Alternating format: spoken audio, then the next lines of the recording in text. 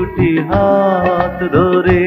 শাবানা, তিনি বাংলা চলচ্চিত্রের এক চিরসবুজ নক্ষত্র, যার চোখের জলে কেঁদেছে কোটি দর্শক আর যার হাসিতে হেসেছে প্রজন্মের পর প্রজন্ম। ঢাকাই সিনেমার এই উজ্জ্বলতম নক্ষত্রের আজ জন্মদিন।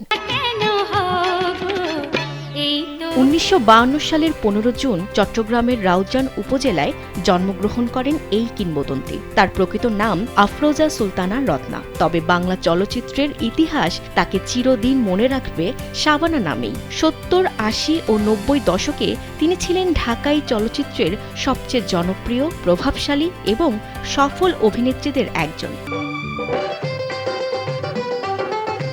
মাত্র 9 বছর বয়সে 1961 সালে পরিচালক এহতেসাম এর চলচ্চিত্র নতুন সুরে শিশুশিল্পী হিসেবে প্রথম ক্যামেরার সামনে আসেন। এরপর 1967 সালে উর্দু ছবি চকরিতে পাকিস্তানের জনপ্রিয় অভিনেতা নাদিমের বিপরীতে প্রথমবারের মতো নায়িকা হিসেবে অভিনয় করেন। সেই ছবির মাধ্যমেই পরিচালক এহতেসাম তার নাম দেন শাবানা, আর সেখান থেকেই শুরু হয় এই কিংবদন্তির পথ চলা।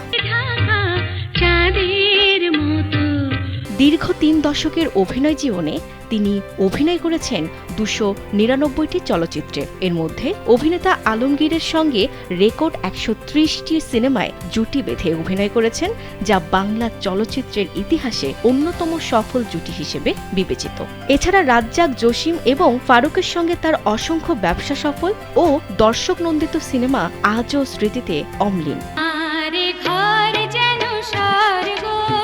শাবানা শুধু রোমান্টিক নায়িকা হিসেবেই নয়, আদর্শ ভাবী, মমতাময়ী মা, সংগ্রামী নারী কিংবা অন্যায়ের বিরুদ্ধে প্রতিবাদী চরিত্রেও নিজেকে অনন্য উচ্চতায় নিয়ে গেছেন। পর্দায় তার কান্না দর্শকের চোখ ভিজিয়েছে, আবার তার সাহসী উপস্থিতি মানুষকে অনুপ্রাণিত করেছে। এ কারণেই তিনি হয়ে উঠেছিলেন দেশের কোটি দর্শকের আবেগের নাম।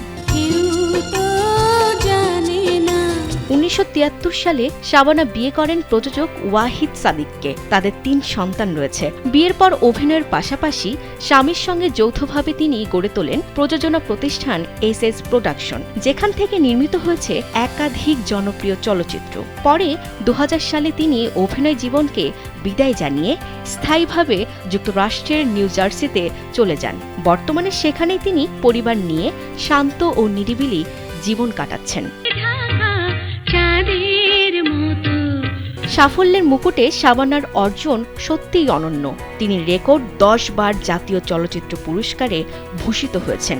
এর মধ্যে 9 বার শ্রেষ্ঠ অভিনেত্রী এবং 1 বার শ্রেষ্ঠ প্রযোজক হিসেবে সম্মান অর্জন করেন।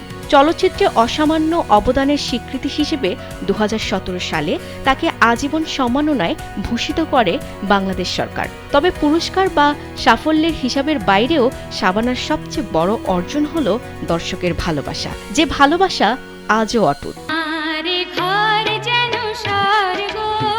রূপালী পর্দা থেকে বিদায় নিয়েছেন প্রায় 3 দশক আগে, কিন্তু বাংলা চলচ্চিত্রের ইতিহাসে তার নাম আজও সমান উজ্জ্বল।